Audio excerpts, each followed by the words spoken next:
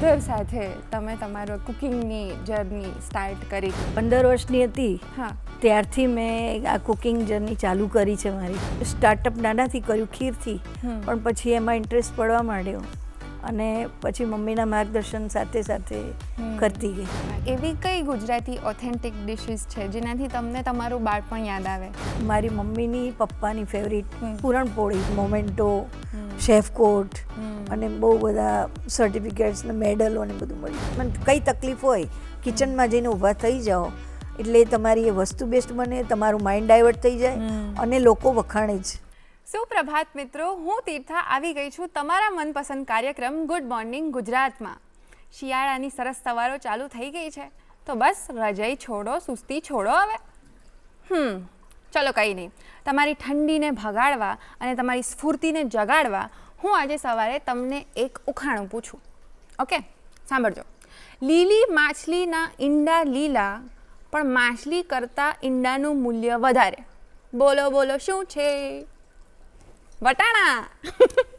શું આ બહુ અઘરું લાગ્યું? ઓકે, હવે એક સિમ્પલ પૂછું. જુઓ, એવી કઈ ચીજ છે જેને અડધી ખાઓ તો એ પૂરી ખાધી જ ગણાય?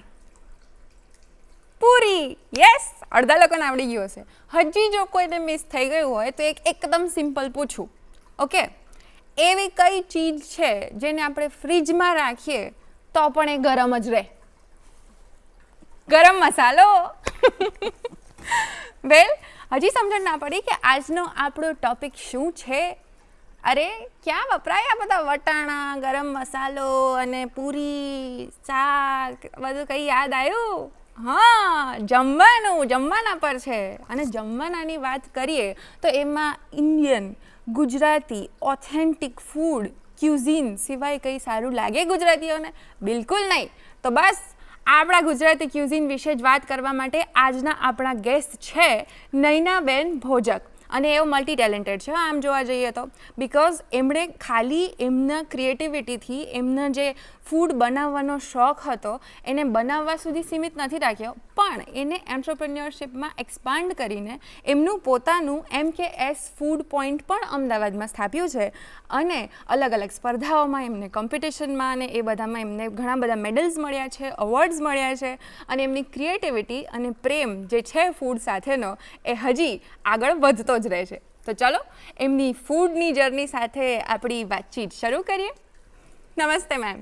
નમસ્તે. કેમ છો? બસ ફાઇન. તમે કેમ છો? બસ અમે પણ મજામાં એકદમ. તમે આજે આવ્યા છો ને અમને ખાવાના વિશે આટલી સરસ સરસ વાતો કરવાના છો એટલે હવે અમે ઓર એક્સાઇટેડ થઈ ગયા છીએ. ચોક્કસ, તમને સારું સારું પીરસી દઈએ આજે. અરે બિલકુલ. પીરસવામાં સૌથી પહેલાં મારે તો તમારી વાર્તાઓ જાણવી છે. તો મને એમ કહો કે તમે નાના હતા અથવા તમારી મધર સાથે તમે તમારો કુકિંગની જર્ની સ્ટાર્ટ કરી હતી, તો એ અમને જર્ની વિશે કહો થોડું. ચોક્કસ તીર્થા. હું એકચ્યુઅલી 15 વર્ષની હતી ત્યારથી મેં આ કુકિંગ જર્ની ચાલુ કરી છે મારી. હા, એ વખતે હું SSCમાં હતી. 16 વર્ષે SSCમાં તમે આવી જાઓ, પણ મેં 15 વર્ષથી ચાલુ કર્યું હતું. અરે વાહ. હા, અને સૌ પ્રથમ મારી રેસીપી મમ્મી સાથે મેં કરી. એ મને મમ્મીએ ફરાળની રેસીપી શીખવાડી હતી. એ હતી સાબુદાણાની ખીર. હા, પછી એ દિવસે 11 હતી તો સાબુદાણાની ખીર, અને આપણે ગુજરાતીઓ છીએ એટલે શીરો, પછી સૂકી ભાજી, સાબુદાણાની ખીચડી, એટલે એ બધું મેં ચાલુ કર્યું. આપણી પ્યોર ગુજરાતી ઓથેન્ટિક ડીશ કે એમાં એ સાત્વિક ફૂડ છે, એમાં લસણ ડુંગળી આવતું નથી. અને ત્યારથી મારી જર્ની ચાલુ થઈ કે સ્ટાર્ટઅપ નાનાથી કર્યું, ખીરથી, પણ પછી એમાં ઇન્ટરેસ્ટ પડવા માંડ્યો અને પછી મમ્મીના માર્ગદર્શન સાથે સાથે કરતી ગઈ. અચ્છા. અને ખીર વિશેની કોઈ સ્પેશિયલ ટિપ્સ હતી કે સ્પેશિયલ કોઈ વસ્તુ હતી જેના કારણે તમને આ શોખ વધારે? મમ્મીને મંદિરે જવાનું હતું તો મમ્મી કે તું જોતી જા, હું બનાવું છું, પછી તું આગળ વધજે. અને મેં કહ્યું એમ મમ્મીએ મને બતાવતા ગયા કે આ તું પહેલાં સાબુદાણા પલાળ્યા છે, એમ કરો, હમ. પછી દૂધ નાખો, એને ઉકાળવા દો. હા. એ વખતે તો એટલા બધા ડ્રાયફ્રૂટ્સ અવેલેબલ હતા નહીં, હમ. સિવાય ઇલાયચીનો પાવડર નાખી અને ઠંડી કે ગરમ બે સર્વ કરો તો બેસ્ટ જ લાગે. હા. અને બસ ત્યારથી ચાલુ કરીશ. અરે વાહ. અને ત્યારથી જ બીજી ઘણી બધી તમે જેમ કીધું એમ ઓથેન્ટિક ગુજરાતી ડિશિસ તમે બનાવતા આવ્યા છો, અને એ તો 15 વર્ષના હતા અને અત્યાર સુધી હવે તમે આટલો બિઝનેસ પણ ગ્રો કર્યો છે.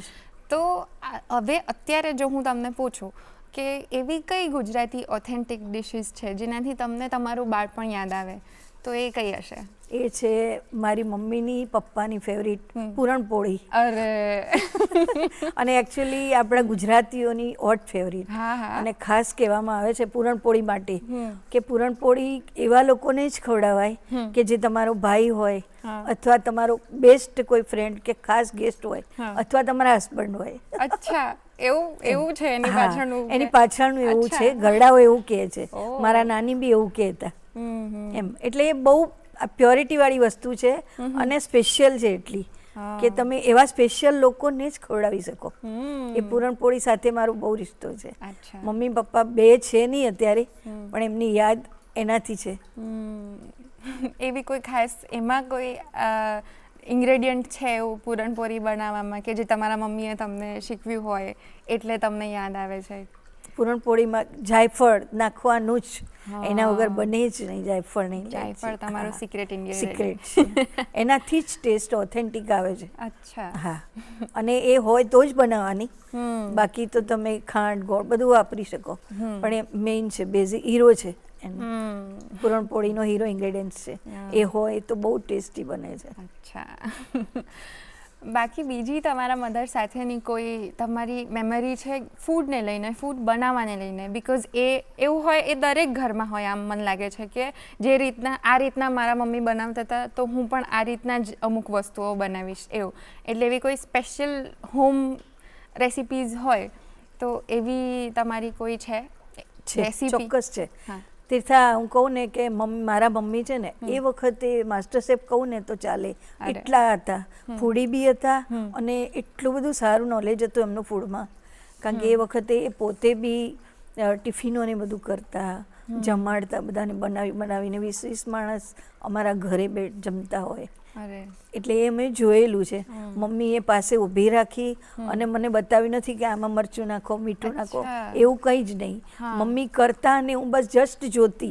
પણ કહેવાય છે ને કે જેમાં તમને ઇન્ટરેસ્ટ હોય એ તમને જલ્દી કેચઅપ કરી લો તમે. એ રીતે હું મમ્મીના બધી રેસીપીમાં, એમાં ઢોકળા મસ્ટ.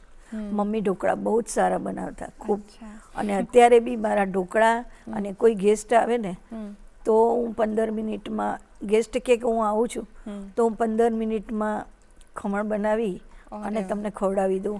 ઇવન તું પણ કે હું તમારા ઘરે આવું છું તો હું મારી સ્પેશિયાલિટી તમને ખમણ તો ખવડાવી જ દઉં. એટલી મમ્મીની સ્પેશિયાલિટી હતી અને એ મેં જાળવી રાખી છે. વેલ, ચોક્કસ તો પછી આવવું પડશે. ચોક્કસ આવો. બીજું કોઈ એવું ફૂડ આઇટમ જે છે કે જે તમને પોતાને બહુ ગમે છે કે આ મારી ફેવરેટ વસ્તુ છે? તમે કોઈકને પીરસવા માટે, કોઈકને બનાવવા માટે, પણ ઘણી વખત એવું થાય કે પોતાને ગમતી વસ્તુઓ ક્યારેક ક્યારેક બને એવું. સાચી વાત છે. તો એમાં છે ઓથેન્ટિક ગુજરાતીમાં જ હું વધારે ઇન્ટરેસ્ટ. મને બહારના ફૂડ ઓછા માફક આવે છે. ટેસ્ટ બધો કરી લઈએ, બનાવવું બધું જ, પણ ગુજરાતીમાં મને રસ વધુ. અને ઓથેન્ટિક ડિશમાં તો તમે જુઓ તો એન્ડલેસ કેટલી બધી છે. એમાં પેલું શું કહેવાય, ઊંધિયું. અત્યારે વિન્ટર આવી રહ્યો છે, ઊંધિયું છે, જલેબી છે, પછી ખીચડો. ખીચડો ને ઊંધિયું એ તો હું દર ઉત્તરાયણે બનાવીને સેલ બી કરું છું અત્યારે પણ. હા, એમ. પછી ઓથેન્ટિક ડિશ છે સ્વીટ ડિશ. એ છે દરેકના ઘરે નથી બનતી, થેપા ચૂરમું કહેવાય એને. એ ખાસ ઉત્તરાયણના દિવસે જ બને અને એ ઊંધિયાની સાથે જ બને, સૌ થાય. એ ખૂબ સ્પેશિયલ છે મારા માટે. એના વિશે થોડું કહેશો? હા, ચોક્કસ કેવી રીતના બને, શું હોય એનું થોડું? લાઈક લાડવાનું જ લોટ હોય છે, બરડન. એને મોવાનું, મુઠિયા બનાવવાના, લાડવાની જ પ્રોસેસ છે, પણ એને લાડુ નહીં વાળવાના અને એને પાયો કરી અને થાળીમાં ઠારી દેવાના. એના ઉપર ઘી લગાવવાનું, દળેલી ખાંડ અને શેકેલા તલ એ સ્પ્રિંકલ કરવાના અને કલાક પછી ઠંડી થાય અને પીસ કરો એ અને તમે ઊંધિયા સાથે પીરસો, હું કહું છું કે એના સિવાય બીજી કોઈ સ્વીટ ન ખવાય. અને ખાસ છે કે એ ઉત્તરાયણ ઉપર જ બને છે. તમે 12 મહિના બનાવશો તો તમને નહીં મજા આવે. ઊંધિયા સાથે સ્પેશિયલ પીરસાવામાં આવે છે. જેમ જલેબી અત્યારે છે, જલેબી તો તમને બધે જ મળી રહેશે, પણ આ ઓથેન્ટિક સ્વીટ તમને બધે ઘરે ઘરે નહીં મળે. જે ખાસ ઘર હશે કે ભાઈ અમારા ઘરે આ બને જ છે, એવા ગણતરીના ઘરોમાં જ આ બનશે. એમાં મારું છે ઘર. અચ્છા, મને પણ ખ્યાલ નહોતો. હવે થાય આ છે કે બહુ જ ટ્રાય કરવું ઓથેન્ટિક જોઈએ વસ્તુ છે હવે. અને ખૂબ સારી છે એમ.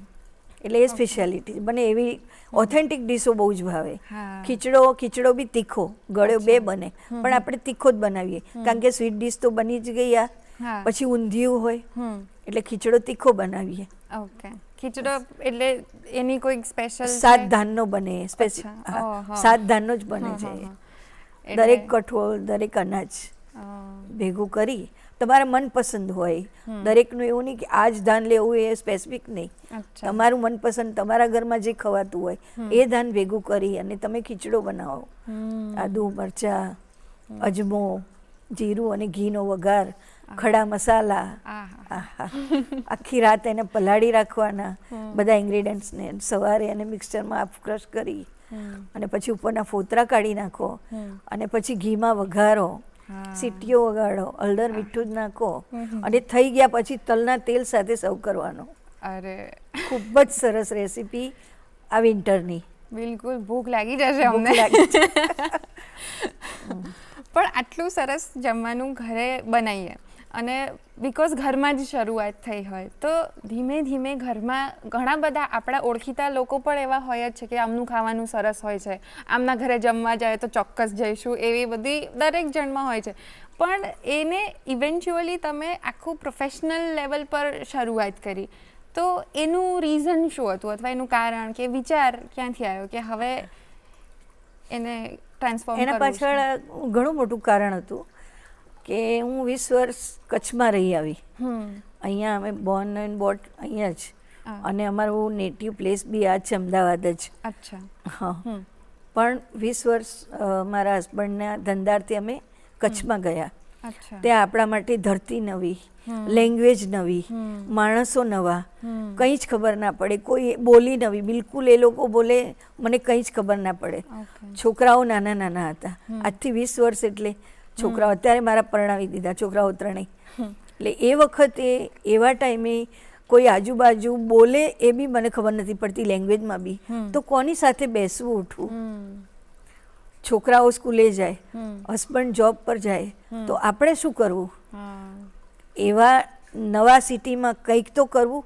અને મને બહાર બેસવાની બધાની સાથે કોઈ આદત નહીં.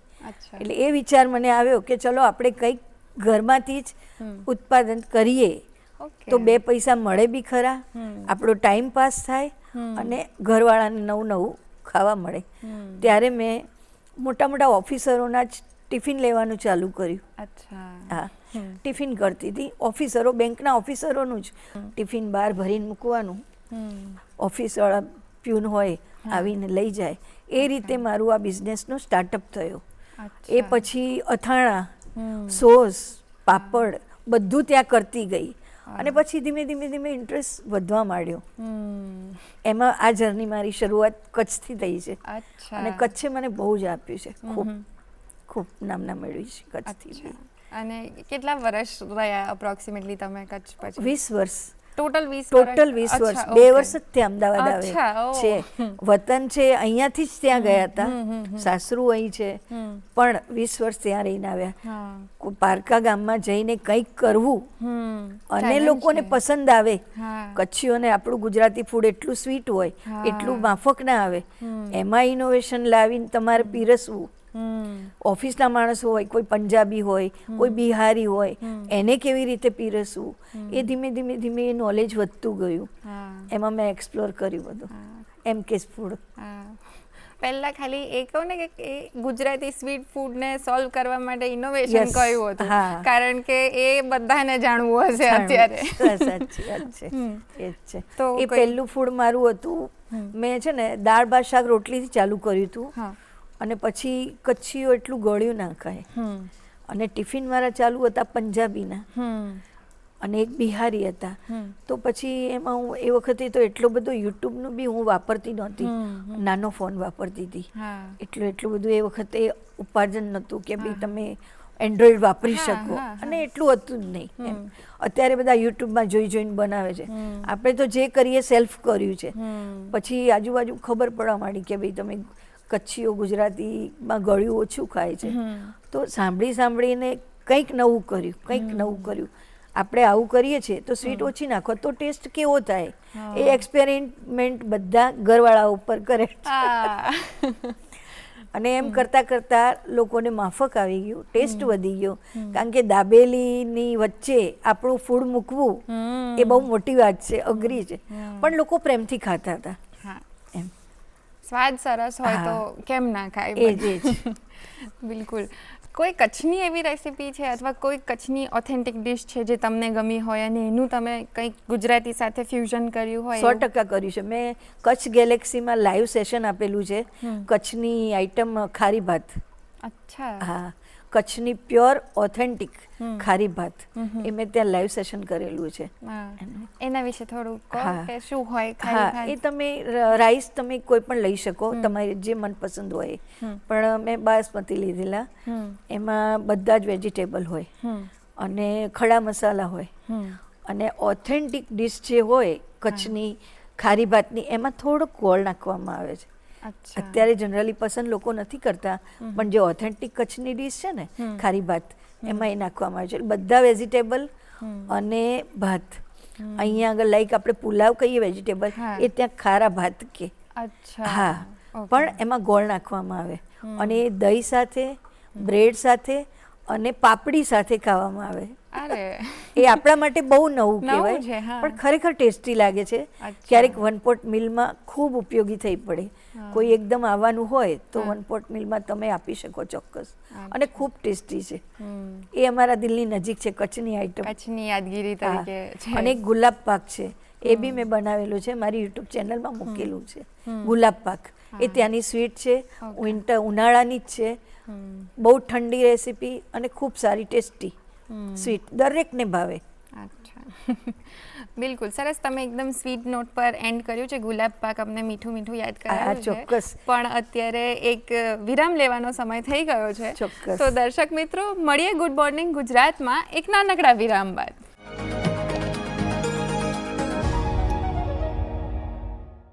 દર્શક મિત્રો, વિરામ બાદ ફરીથી આપ સૌનું સ્વાગત છે ગુડ મોર્નિંગ ગુજરાતમાં. આજના આપણા મહેમાન છે નયનાબેન ભોજક, જેઓ શેફ છે. તો એમની સાથેની વાનગીઓની વાતો આપણે કન્ટિન્યુ કરશું. પણ એમણે વાત છોડી હતી મીઠાઈ પર. એક સરસ મજાની કચ્છની વાનગી વિશે એમણે વાત કરી હતી. હવે હું તમને એક નવી વસ્તુ બતાવવા જઈ રહી છું અત્યારે. એ છે દેવકી ગાલોલ જગ્યાના અમરેલીના થાબડી પેંડા. તો ગુજરાતી મીઠાશ કેવી રીતના બને છે, કેવી રીતના આગળ વધે છે, ચાલો એ જોતા આવીએ. અમારે રાજાશાહી વખતથી બને છે. મારા 35 વર્ષથી આ દુકાન છે, રાજાશાહી વખતની દુકાન છે. અમે બે ભાઈ અત્યારે ધંધો કરીએ છીએ. અહીંયા બધાને રોજી રોટી સારી મળે, બળતણની મજૂરી સારી મળે, બધાને બળતણ મજૂર વર્ગને પણ ફાયદો થાય, અને પશુપાલકોને પણ સારો દૂધના ભાવ મળે, અને દૂધ અહીંયા ગામમાં વેચાઈ જાય. અમે જેતપુરથી આવીએ છીએ. અમે વિસાવદરમાં માતાજી દેવીને દર્શન કરવા જઈએ છીએ. અમે આવતા ને જતા અમે અહીંથી જ અમે પેંડાને લઈ જઈએ છીએ. પેંડા ખૂબ જ વખણાય છે ને સરસ ચોખ્ખા ને એકદમ શુદ્ધ ઘીમાં હોય છે, એટલે એને બહુ સરસ. ને અમે દર વખતે આ રસ્તે નીકળીએ એટલે થાબડીના પેંડા લઈને જ જઈએ. પેંડા બનાવી, થાબડી પેંડા, સ્પેશિયલ પેંડા, સફેદ પેંડા, કેસર પેંડા બનાવી, પછી ટોપરા પાક, પનીર લાડુ, ખજૂર પાક એ તહેવાર નિમિત્તે બનાવી. દૂધ આજુબાજુના ગામડાનું આવે, આમ તો ઠેઠ ગીર સુધીનું દૂધ આવે. ખાસિયત એ છે કે અમારા પેંડો લાલ કણી વાળો જ હોય. દેવકી ગાલોલ, જેતપુર બગસરા હાઈવે પર આવેલું આ ગામ માત્ર ગામ નથી, આ છે થાબડી પેંડાની રાજધાની. આ ગામમાં 80 થી વધુ દુકાનોમાં દૂધના તાવડા સતત ધમધમતા હોય છે. ગામના લગભગ 150 થી વધુ લોકોને રોજગારી આપે છે આ મીઠો ઉદ્યોગ. ગામમાં પગ મૂકતા જ દરેક દુકાન પર જોવા મળશે તાવડામાં ઉકળતું દૂધ અને પેંડાની મીઠી સુગંધ. 10 વર્ષથી આ ધંધો કરું છું, અને મારા પેંડા અહીંથી સુરત, અમદાવાદ, બોમ્બે એ જગ્યાઓમાં જાય છે રોજના 60 થી 70 કિલો. મારા જે પેંડા છે ને એ અહીંયા ફૂલ ઉપર બનાવવામાં આવે છે દેશી રીતના. એના હિસાબે એનો ટેસ્ટ એકદમ અલગ જ આવે છે. એમ કમસે કમ એક દુકાન દીઠ 30-40 કિલોનું વેચાણ હોય છે. થાબડી પેંડા બનાવવાની રીત પણ એટલી જ ખાસ છે. લાકડાની ભઠ્ઠી પર દૂધ ઉકાળવામાં આવે છે, પછી તેમાં ખાંડ, પતાસા અથવા સાકર ઉમેરવામાં આવે છે. થોડા સમય પછી ફટકડી નાખી દૂધને ફાડવામાં આવે છે. ત્યારબાદ દૂધનો રંગ સોનેરી જેવો થાય ત્યારે તેને ચોકીમાં ઢાળી અલગ અલગ આકાર આપવામાં આવે છે અને બસ તૈયાર છે. કોઈ પણ ભેળસેળ વગરના ચોખ્ખા દૂધમાંથી બનેલા ગરમા ગરમ થાબડી પેંડા.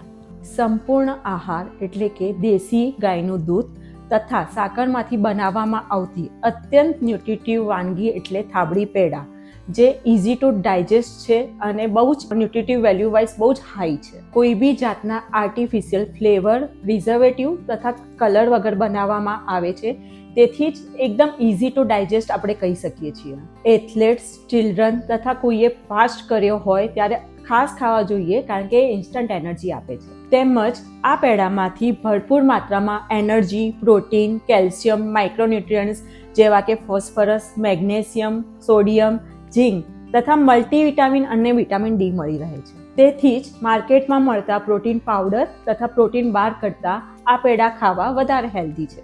દૂધમાં ખાંડ, સાકર અને પતાસાના આધારે 400 થી 600 રૂપિયા કિલો સુધી આ થાબડી પેંડાનો ભાવ હોય છે, જેની માંગ અમદાવાદ, મુંબઈ અને કલકત્તાથી લઈને સિંગાપોર સુધી છે.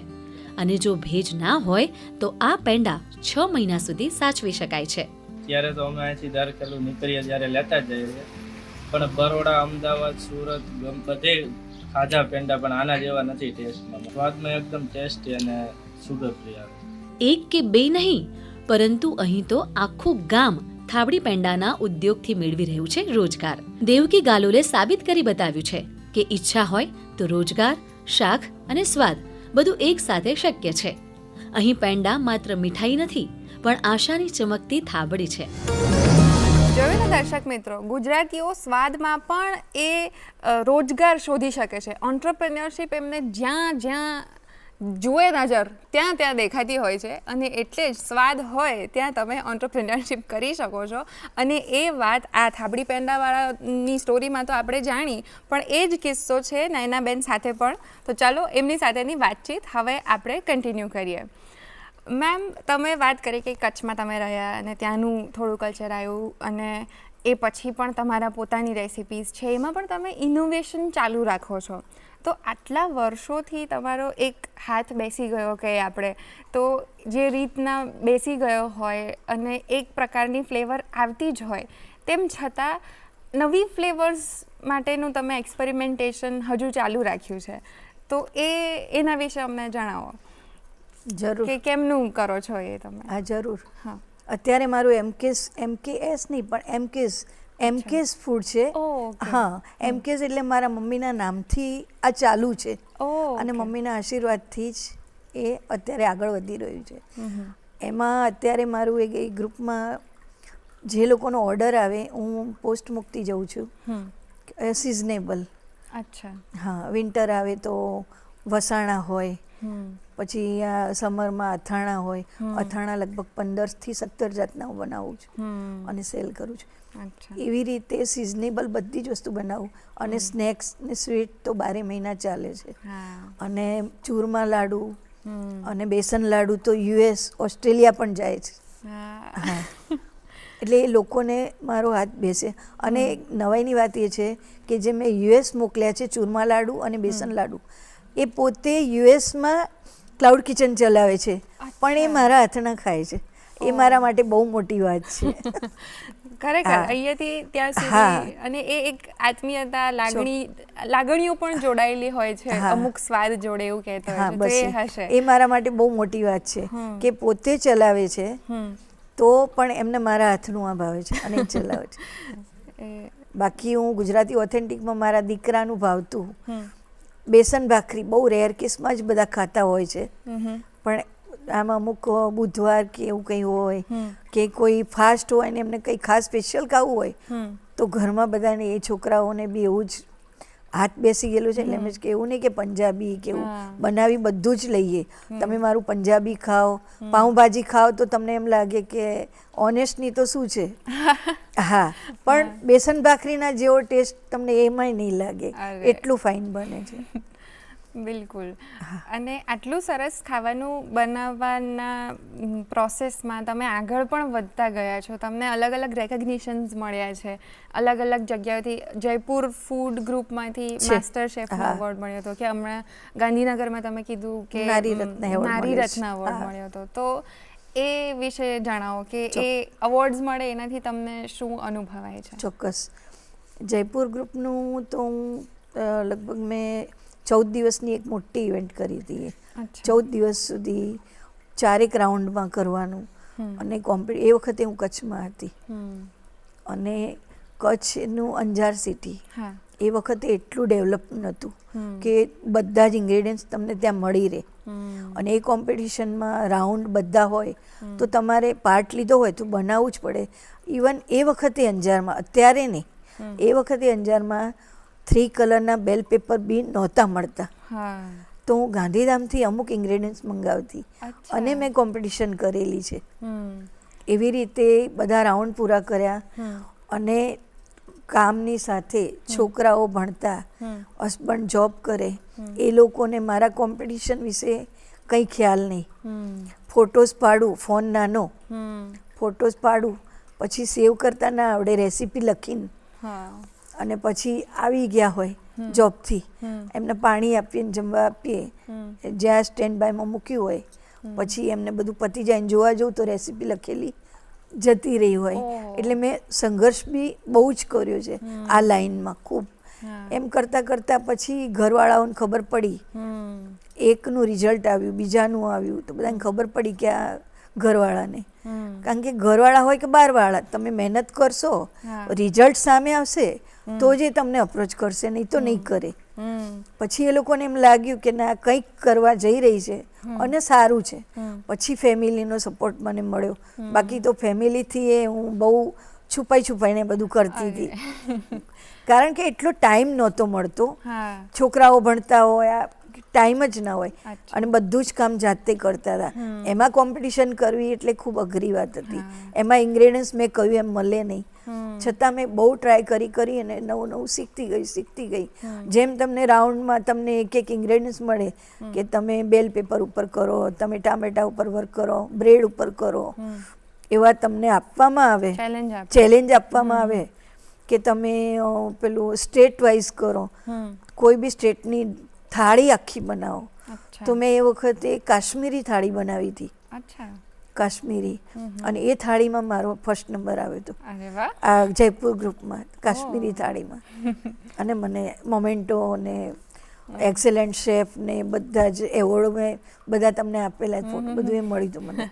એ પછી જયપુર એવોર્ડ લેવા અમે રૂબરૂ ગયા ત્યાં આગળ, કે તમારે રૂબરૂ આવવું પડશે.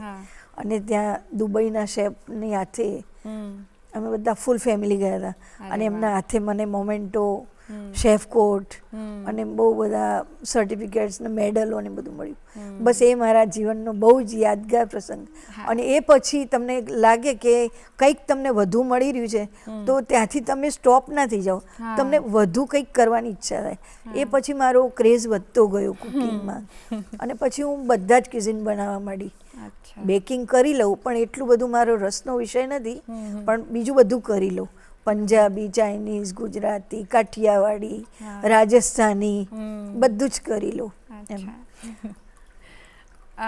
એવું છે કે ક્યારેક તમે બનાવી હોય રેસીપી અને તમને એવું હોય કે બહુ જ સરસ બની છે, પણ ઓડિયન્સનું કંઈક જેને ખવડાયું હોય એ કોમ્પિટિશન્સમાં કે ગમે ત્યાં ઘરે પણ એવું બની જ શકે છે કે અનએક્સપેક્ટેડ રિસ્પોન્સ આવ્યો, અથવા એવું હોય કે બહુ જ ઉતાવળમાં બનાવ્યું હોય, બિલકુલ ધ્યાન ના આપ્યું હોય કે મેં શું નાખ્યું મને ખબર નથી, 5 મિનિટમાં ઉતાવળમાં બનાવ્યું છે, પણ લોકો કહે કે અરે વાહ, બહુ જ બેસ્ટ, અત્યાર સુધી બેસ્ટ આ બન્યું છે. તો એવું તમારી જોડે થાય છે? ચોક્કસ થાય છે. એનું એક મેઇન કારણ કહું, ક્યારે પણ હું જનરલી તો હું હતી જ નથી, હું તો એવરગ્રીન છું, ફ્રેશ જ રહું છું, પણ ક્યારેક એવું લાગે કે આપણે થોડુંક માઇન્ડ સેટ નથી તો નહીં માનો, હું સીધી કુકિંગમાં કરવા કિચનમાં જઈને ઊભી રહું હા. તો મારું બધું ડિપ્રેશન જતું રહે. અરે. અને એ વસ્તુ બેસ્ટ જ બને, ક્યારે પણ મારી ખરાબ ના બને એટલી મારી છે ઓથોરિટી ગુજરાતી ઓથેન્ટિક ક્યુઝિન કે કોઈ પણ. બસ મારું માઇન્ડ સેટ છે કે તમે કઈ તકલીફ હોય કિચનમાં જઈને ઊભા થઈ જાઓ એટલે તમારી એ વસ્તુ બેસ્ટ બને, તમારું માઇન્ડ ડાયવર્ટ થઈ જાય અને લોકો વખાણે જ હા, કે ખૂબ સરસ બનાવ્યું છે. થેરાપ્યુટિક છે એ 100%, એક 100%. રીતે. એ થેરાપી જ છે, હું તો કહું જ છું થેરાપી છે. હા, કઈ તમે રંગબેરંગી બધા વેજીટેબલ્સ ને ચોક્કસ સમારતા છે, હો એની ચોક્કસ અંદર છે. તમે. અને આમાં છે ને તમારું ઇન્વોલ્વમેન્ટ જરૂરી છે, હા, જેમાં રસ તમને દરેકને કુકિંગમાં રસ હોય જરૂરી નથી, પણ મેં મારા પરિવારમાં મારી 2 દીકરીઓને ને વહુને બધાને કુકિંગ મારા કરતાં બી એ લોકો સારું બનાવે છે. અચ્છા. એટલું બધું સારું કરાવી દીધું છે કે એ લોકો મારી દીકરીના પરિવારવાળા બી એમના ઘરે આવે તો કે અમારે બહાર નથી જવું, હા, ઘરનું જ ખાવું છે. અચ્છા. તમારી મમ્મી આટલું સારું કરે તો તમે સારું જ કરતા હોય. એટલે એ રીતે છોકરીઓને બી એટલું જ શીખવાડી દીધું છે. ઇવન વહુ બી કલ્ચર અલગ છે પણ ગુજરાતી બનાવે એટલે તમે ભૂલી જાઓ કે આ ગુજરાતી છે કે શું, અરે એટલું ફાઇન બનાવે. બિલકુલ. એટલે એવી કોઈ ગુજરાતી વાનગી છે કે જે તમારા મુજબ બધા લોકોએ ટ્રાય કરવી જોઈએ અને એ આમ અનએક્સપેક્ટેડ છે? અમુક આપણા ઢોકળા અને એ ખમણ એ બધું તો ફેમસ થઈ ગયું થઈ છે, ગયું છે. પણ કોઈક આવી તમે જેમ પહેલાં કીધી ને કે ઊંધિયા સાથે ખાવાવાળી, એવી રીતના કોઈ યુનિક ગુજરાતી વાનગી છે કે જે બધાએ ચાખવી જોઈએ? છે કારેલાની છાલનો ઘેવો. ઓહો. હા, એ ઇન્ટરેસ્ટિંગ. બહુ રેર, તમે સાંભળ્યું જ નહીં હોય, નથી લગભગ તો સાંભળ્યું. નથી જ હા, સાંભળ્યું, હા, પણ એ ખરેખર ખૂબ સારી વાનગી છે. અચ્છા. ડાયાબિટીક ફ્રેન્ડલી છે અને હું કહું છું કે દરેક ઘરે બનવી જ જોઈએ. અત્યારે લોકો અવેર થઈ ગયા છે ડાયાબિટીસ માટે કે ભાઈ એવી જ વાનગી બનાવો, સુગર ના ખાઓ ને આમ ના કરો, પણ તમે કારેલાને આવી રીતે વિવિધતા મુજબ બનાવશો તો દરેક ઘેર આ વાનગી બનશે. કારેલાને લઈને જ બને છે. અચ્છા, થોડું અમને કહેશો હા, કે બેઝિક થોડું કેવી રીતના બને? ચોક્કસ કહી દઉં, આખી રેસીપી તમને આપી દઉં. આ મેં એક સ્ટુડિયો ઉપર બનાવી છે. અચ્છા. હા, સૌ પ્રથમ હા, અચ્છા. આ રેસીપી, ઓકે. આ મમ્મીની મારી રેસીપી છે હો, અરે વાહ. મમ્મીની. તો કારેલાની છાલ, કારેલા લઈ સાફ કરી અને એની છાલ ઉપરથી કાઢી નાખવાની, એને મીઠામાં પલાળી રાખવાની 5 મિનિટ, ઓકે. મીઠું નાખી અને મૂકી રાખો. પછી એને બરાબર મસળી દેવાનું અને પાણી નીચોવી દેવાનું એટલે કડવાશ બધી લગભગ નીકળી જાય. પછી એને વઘાર કરો, એમાં રાઈ, મેથી, જીરું અને હિંગ, એક આખું લાલ મરચું એટલું નાખી અને ઘી કે તલનું તેલ કે તમે જે તેલ ખાતા હોય એ તેલમાં વઘાર કરો અને પછી આ નીચોવેલું હોય કારેલાની છાલ એને વઘારી દેવાની. થોડીક 5-1 મિનિટ આગી પાછી થાય, એનું મોઇશ્ચર થોડું ઓછું થઈ જાય જે, તો થોડીક બી કડવાશ હોય એ બી જતી રહે. એ જતું રહે ત્યાં સુધી એને સ્લો ફ્લેમ ઉપર કરવાનું. પછી ચણાનો લોટ લેવાનો, ચણાના લોટમાં જેમ આપણે કઢીનો ગોળ બનાવીએ એમ ચણાનો લોટ લઈ એમાં છાશ કે દહીં એ નાખી અને ગોળ બનાવી અને એ રેડી દેવાનું. અને બધું મરચું, મીઠું, હળદર, બેઝિક આપણા મસાલા એ નાખી દેવાના. અને પછી ઘટ્ટ થાય ત્યારે થાળીમાં તેલ લગાવી અને પાથરી દો, એના ઉપર શેકેલા તલ લગાવો. 5 જ મિનિટમાં ચણાનો લોટ સેટ થઈ જશે અને એ તમે ખાશો. તમે ક્યારે પણ આ વાનગી નહીં જોઈ હોય, નહીં ખાધી હોય, પણ હું ઈચ્છું કે તમે પણ બનાવીને ખાઓ અને આપણા વ્યુઅર્સ બી ખાય બનાવીને. ખરેખર યાદ રહેશે કે ના, આ સ્ટુડિયો ઉપર આ વાનગી અમે સાંભળી નથી. ચોક્કસ બનાવો બધા, એવી હું આશા કરું છું. હા હા, ચોક્કસ ટ્રાય કરજો બધા જ દર્શક મિત્રો, કરી દેજો. આટલી એકદમ ડિટેલ રેસીપી આપી દીધી છે એટલે હવે તમારે પૂરેપૂરી રેસીપી આપી દીધી છે. હા, કોઈ ઘેગો કહે છે, કોઈ ઘેબો કહે છે, એના બી અલગ અલગ પ્રાંત પ્રમાણે નામ હોતા હશે, પણ અમે ઘેબો કહીએ છીએ. હા, બરાબર. ત્યારથી તમે વાત કરી કે જ્યારથી બનાવવાનું ચાલુ કર્યું ત્યારથી પહેલાં છુપાઈને કરતા હતા 100%. ને એવા અમુક ફેમિલી સંઘર્ષ રહે છે, પણ એક પોઈન્ટ પછી જ્યારે તમે પ્રોફેશનલી કરવાનું ચાલુ કરી જ દીધું, તે પછી પણ જે અત્યારે તમારી બ્રાન્ડ એસ્ટાબ્લિશ કરી છે એમાં પણ એક અલગ પ્રકારના કોઈક સંઘર્ષો રહ્યા હશે, તો એના વિશે જણાવો. અને એમાંથી તમે પછી બહાર કેવી રીતના આવ્યા એ અમને. સંઘર્ષો તો એક એક પગલે આવવાના જ, કોઈ પણ ફિલ્ડ હશે સંઘર્ષ આવવાના. કોમ્પિટિશન વધી ગઈ છે, પણ સંઘર્ષથી તો આપણે લડી લઈએ, પણ કોમ્પિટિશનમાં તમે બીટ ક્યારે કરી શકો? તમારું ફૂડ સારું હશે તો લોકો ક્યાંય પણથી લેવાના જ છે. બસ એ જરૂરી છે કે તમે તમારી ક્વોલિટી એ જાળવી રાખો તો તમારું ચોક્કસ સેલ થવાનું જ છે, અને હું કરી રહી છું. અને ઓથેન્ટિસિટી પણ ઇમ્પોર્ટન્ટ છે, ક્વોલિટી ઇમ્પોર્ટન્ટ છે, સાથે અત્યારે હાઇજીન પણ છે. જ્યારે બિઝનેસની વાત આવે ત્યારે કે એ પણ એટલું જરૂરી છે. તો તમે કઈ પ્રકારના શેફ છો? જ્યારે તમે જાઓ ત્યારે રસોડામાં કે બધું એકદમ લાઇનસર હોવું જોઈએ, એકદમ વ્યવસ્થિત રીતે ગોઠવેલું હોવું જોઈએ, કે પછી ગો વિથ ધ ફ્લો વાળું? ચોક્કસ માપસર. હું રસોડામાં જઉં એટલે પહેલું તો તમારે રસોઈ બનાવી એટલે પહેલાં તમારા મગજમાં પ્લાન સેટ હોવો જોઈએ. મેઇન વસ્તુ એ છે, પ્લાન હોવો જોઈએ કે તમે શું બનાવવા જઈ રહ્યા છો, તમારે શું બનાવવું છે, અને પ્રિપરેશન. બરાબર. પછી હાઇજીન, જેમ તેમ પડ્યું એવું નહીં, જેવું આ થઈ જાય તરત તમારું રસોડું ક્લીન હોવું જ જોઈએ. ઇવન વાસણ બી કમ્પ્લીટ હોવા જ જોઈએ. તમે રસોઈ થઈ જાય તો કોઈ એ કહે નહીં કે તમે અહીં બનાવ્યું હશે. ઇવન ઘી બનાવો તો પણ કેટલા બધા વાસણ હોય, તમે આવી ના કહો કે અહીંયા આગળ કંઈ બી બનાવ્યું હશે. એ પ્લાન અને પ્યોરિટી, હાઇજીન એ બધું જરૂરી છે, અને એ હું કરી રહી છું. પછી કોઈનો ઓર્ડર આવે છે મોટો, તો હું મારી આમ પેલી કોમ્પિટિશનની હેબિટ પ્રમાણે હું એક ઇન્ગ્રીડિયન્ટ્સના ફોટોગ્રાફ્સ અને નાના નાના શોર્ટ વિડીયો લઈ લઉં છું, અને હું જેનો ઓર્ડર હોય એને વોટ્સએપ કરી દઉં છું. ક્યારેય કોઈને મનમાં ડાઉટ ના થાય કે એમને આ વસ્તુ ઓરિજિનલ નથી વાપરી. આ મારી પ્યોરિટી છે, મારી પોતાની પર્સનલ મારું આ છે કે મારે જે આપવું એ પ્યોર આપવું. બસ એમાં હું ક્લિયર રહું છું કાયમ માટે, અને મારું ચાલી જાય છે. ક્યારેય કોઈ કસ્ટમર એવું નથી મળ્યું કે મને એમને કોઈ ગલત કમેન્ટ કર્યું હોય કે ના ગમ્યું હોય. એટલા સારા સારા ફીડબેક આવે છે, તમે જુઓ તો ખૂબ સારા.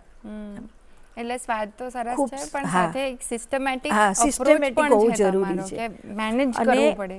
મેઇન વસ્તુ પ્રોપર ઇન્ગ્રેડિયન્ટ્સ હોવા જરૂરી છે. કોઈ બી વસ્તુ બનાવો ને તો સિમિલારિટી નહીં લાવવાની, પ્રોપર ઇન્ગ્રેડિયન્ટ્સ હશે ને.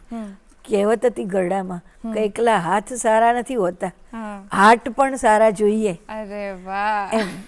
બરાબર.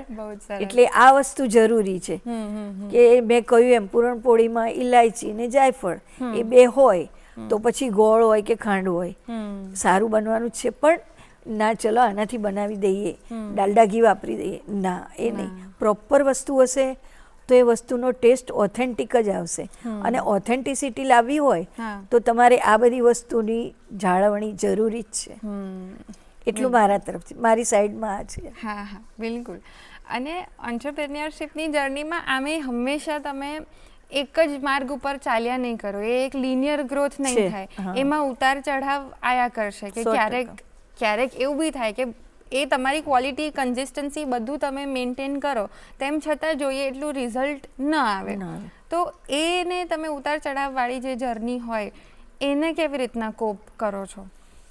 જો એમાં તો શું, અથાણાના એને હું અથાણાના જ સરકાવીશ. પહેલાં અથાણાના ઓર્ડર આવે છે, તમે મને ઓર્ડર આપો છો કે મારે એક 17ના હું આખું પોસ્ટ બનાવી દઉં છું. કોઈ કહેશે મારે ચણા મેથી લસણનું જોઈએ છે, કોઈ કહેશે મારે દાબડાનું જોઈએ છે, કોઈ કે મારે ગોળી જોઈએ છે. તો હું શું કરું છું, 50-50 કિલો બનાવીને નથી રાખતી. જેમ જેમ ઓર્ડર આવે છે એમ બનાવતી જઉં છું. કારણ કે આ વસ્તુ એવી છે, એક ચોમાસું જાય એટલે બધાના કાળ, મારા તો જો કે એવું થતું નથી, કારણ કે વર્ષોથી બ્રાન્ડ વસ્તુ જ વાપરવાની. દરેક વસ્તુ, મસાલા, તેલ, હિંગ, અથાણામાં આ 3 વસ્તુ મેઇન છે. અને તમારી આવડત એ જરૂરી છે. એ ઓર્ડર પ્રમાણે તમે કામ કરશો, પ્રોપર વસ્તુ લેશો તો તમારો ક્યારેય તમારી લાઈનમાં ઉતાર ચઢાવ નહીં આવે. લોકોને ગમશે જ ગમશે. અચ્છા.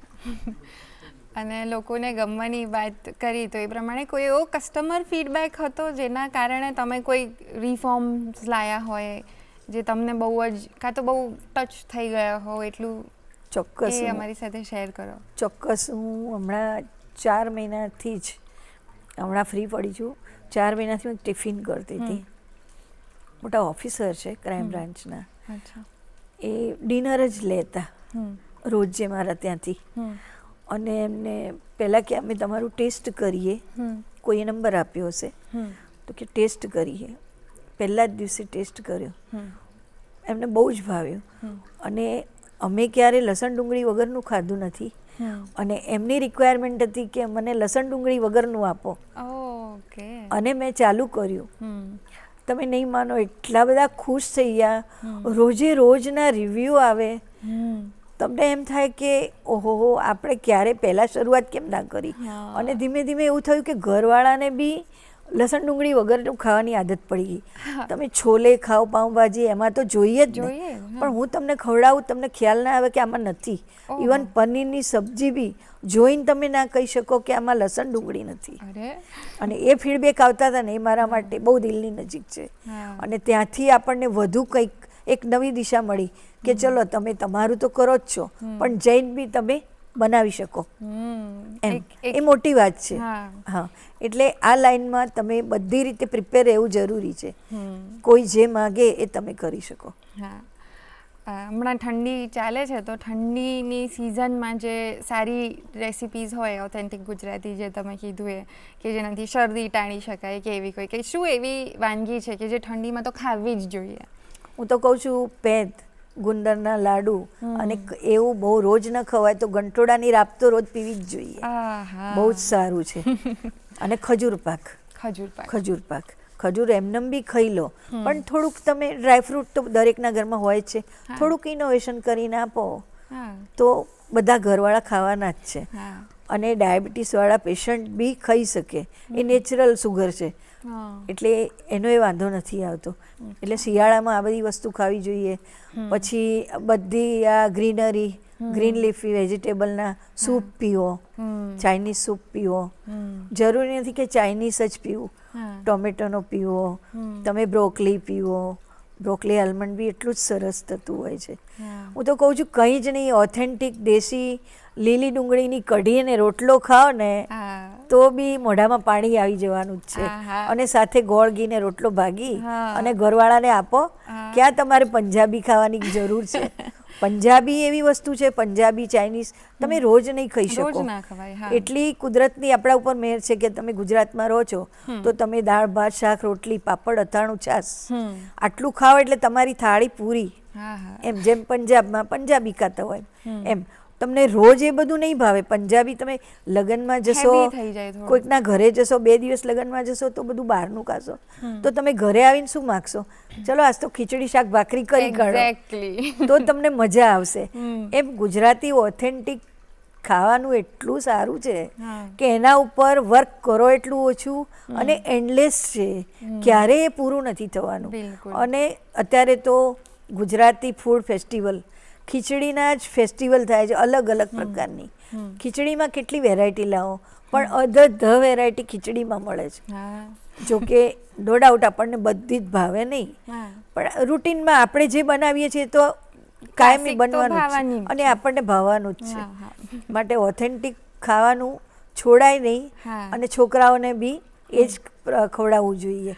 એમ ભલે ટેસ્ટ બધો જ કરો, પણ જે આપણી ઓથેન્ટિસિટી છે એનાથી હટીને નહીં જવાનું. તો શું ઘરના પરિવારના ઘરડા માણસો, નાના બાળકો કે બધા, એ બધા જ ખાઈ શકે એવી વસ્તુ છે. ખીચડીથી તો બેસ્ટ વસ્તુ કોઈ નથી. લાસ્ટલી મારે એ જાણવું છે કે કોઈ હોય કે જે બહુ જ સરસ ખાવાનું બનાવતું હોય, પણ જેમ તમે કીધું પહેલાં શરૂઆતમાં કે એવી રીતના ઘરે ઘરે બનાવતા હોય જાતે, પણ એમને પોતે કન્સિડર ના કરતા હોય કે હું પ્રોફેશનલ આ વસ્તુ શરૂ કરી શકું છું. તો જો કોઈ હોય અમારા દર્શક મિત્રોમાં કે જેને ઇન્ટરેસ્ટ હોય, જે બહુ જ સરસ ખાવાનું બનાવતું હોય, છતાં એમને હજી એ મનમાં હિચકિચાહટ હોય કે હું આને બિઝનેસ તરીકે શરૂ કરું કે ના કરું, તો તમે એમને શું સલાહ આપશો? ચોક્કસ. તમે નહીં માનો, પણ મેં એવા મારા 5 ફ્રેન્ડને ઘરેથી કુકિંગ કરતા અને સેલ કરતા ચાલુ કરી દીધા છે. પોતે એ લોકો આવક ઊભી થઈ ગઈ છે અને રોજે રોજ મારું ધન્યવાદ આપે છે કે જે લોકો આખો દિવસ બીમારીમાંથી જ બહાર નહોતા આવતા. મને આ થાય છે મલ્ટિપલ બીમારી, કે જ્યારે ફર્સ્ટ ટાઈમ મારી વાત થઈ એમનીથી તો આપણને એમ થાય કે શું કરશે આ, પણ એટલા બધા એમને મોટિવેટ કરે. એવા 5 મારા ફ્રેન્ડ છે કે જે લોકો અત્યારે ઘરેથી બિઝનેસ કરે છે, કોઈ બેકર છે, કોઈ ટિફિન કરે છે, અને એ લોકો એટલા બધા ખુશ છે કે ના ખરેખર તમે અમને મોટિવેટ ના કર્યા હોત તો અમે અમારી બીમારીમાંથી બહાર ના આવ્યા હોત. એટલે આપણે આવું બી કંઈક કરી રહીએ, જરૂરિયાતમંદને આપણે મોટિવેટ કરીએ, બીજું તો શું. આ એક મોટી હેલ્પ છે, બરાબર, કારણ કે એ લોકો માનસિક સ્વસ્થ થતા ગયા. ઇન્ટરેસ્ટ છે અને પૈસો હાથમાં આવે એટલે ઓટોમેટિક તમારી એનર્જી આવતી જાય, એ તો સીધી વસ્તુ છે. અને પછી એમ કરતાં કરતાં એ લોકો અત્યારે ખૂબ આગળ વધી ગયા છે. પોતે સારા બેકર બી બની ગયા, સારા ટિફિન બનાવ્યા. અત્યારે એ લોકો એટલો કોન્ફિડન્સ આવી ગયો છે એ લોકોનામાં કે મોટી મોટી ઇવેન્ટોમાં એ ભાગ બી લઈ રહ્યા છે કે જે લોકો ઘરની બહાર પગ નહોતા મૂકતા. એમ એકદમ ઇન્સ્પિરેશનલ છે. એવું બી આપણે કર્યું છે. ઓબ્વિયસલી. અને અત્યારે પણ અમારા દર્શક મિત્રોએ જો જોયું હશે કે એ પણ ઇન્સ્પાયર થયા હશે કે જો એ પોતે સરસ ખાવાનું બનાવતા હો તો તમે એને એ હિચકમાં રહેશો નહીં કે હું આને કરું કે ના કરું. વિચાર છે, સરસ ખાવાનું છે તો આગે બઢો. ઓબ્વિયસલી તમે સરસ રીતના સક્સેસફુલ થઈ જ શકો છો પ્રોપર પ્લાનિંગ સાથે. પ્લાનિંગ વગર તો કરવાનું જ નહીં. Okay, so thank you so much. તમારી આટલી ઇન્સ્પાયરિંગ જર્ની અમને શેર કરી, આટલી બધી ખાવાનાની સરસ વાત કરી, ભૂખ લગાડી દીધી એના માટે, અને તમારી સાથે વાતચીત કરીને બહુ જ ગમ્યું. Thank you. અમારા શો પર પણ બહુ જ ગમ્યું. આખી team invited my home. Thank you so much ma'am. Thank you.